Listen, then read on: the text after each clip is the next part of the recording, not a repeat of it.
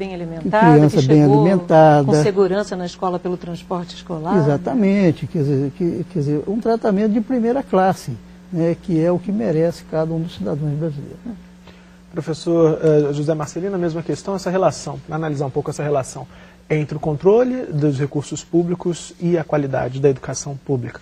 Isso, acho que o primeiro desafio para garantir a qualidade na escola pública é garantir um padrão de financiamento adequado. Nesse ponto o Brasil ainda está longe, né? Para você ter uma ideia, nos estados do Nordeste, mais ou menos, o Fundeb, né, que é o fundo que propicia recursos, ele dá aproximadamente R$100 por mês por aluno.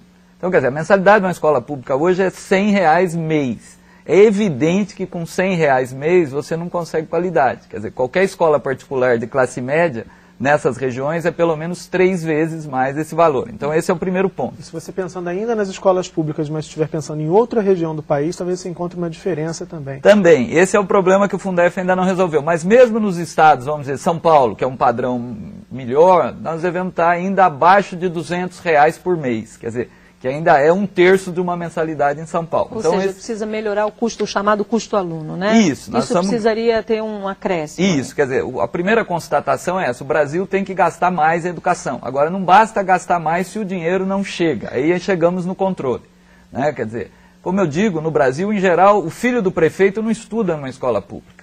O filho do governador não estuda numa escola pública. Então, eu preciso trazer aquele pai, aquele aluno que estuda nessa escola pública, que sofre o efeito da falta de qualidade para controlar o dinheiro, porque na hora de gastar é o prefeito, né? Então, por isso é que é fundamental no controle a garantia da participação do usuário da escola, do professor da escola, para garantir um salário, como bem disse o secretário. Então, essa questão é fundamental. Daí a importância do envolvimento da sociedade civil nesses mecanismos de controle. Exatamente. Quer dizer, hoje houve um avanço, a Constituição de 88, ela fortaleceu o papel da sociedade civil, mas, infelizmente, depois nós podemos conversar, faltam as condições adequadas para que os conselhos com participação da sociedade, de fato, exerçam esse papel de controle. Esse vai ser um tema aqui bastante discutido nessa nossa conversa, porque o controle social, como o senhor mesmo disse, os conselhos de merenda e os outros conselhos, a gente sabe que eles são muito importantes, mas em algumas regiões eles não são compostos da forma como deveriam ser, né? Exatamente. Vamos falar disso ao longo do programa, mas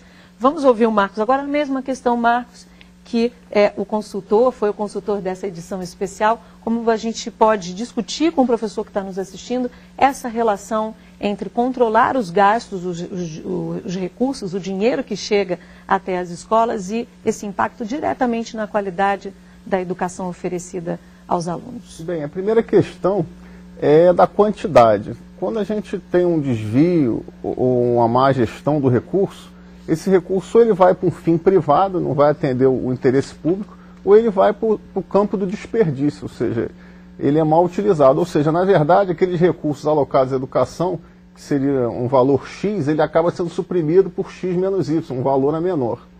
Da mesma forma também tem uma outra questão, olhando assim o microcosmo da escola, que é a questão da referência, né? A escola é um dos primeiros formadores de opinião e da personalidade, junto com a família e a igreja.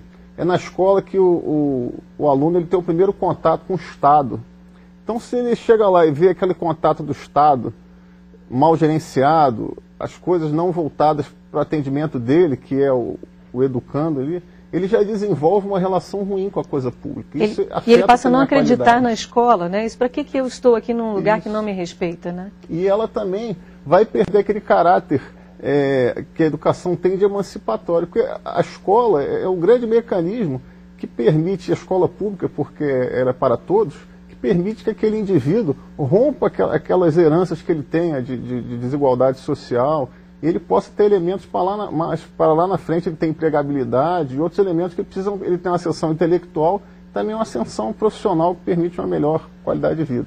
Vamos falar agora da enquete que está lá no nosso site. Um dos pressupostos da gestão democrática na educação é controlar os recursos que chegam às escolas. E esse é o tema da nossa enquete.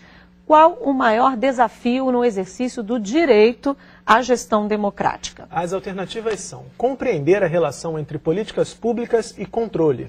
A participação nos espaços de acompanhamento da aplicação de recursos. ou perceber a relação entre a gestão de recursos públicos e a qualidade da educação, que a gente acabou de falar.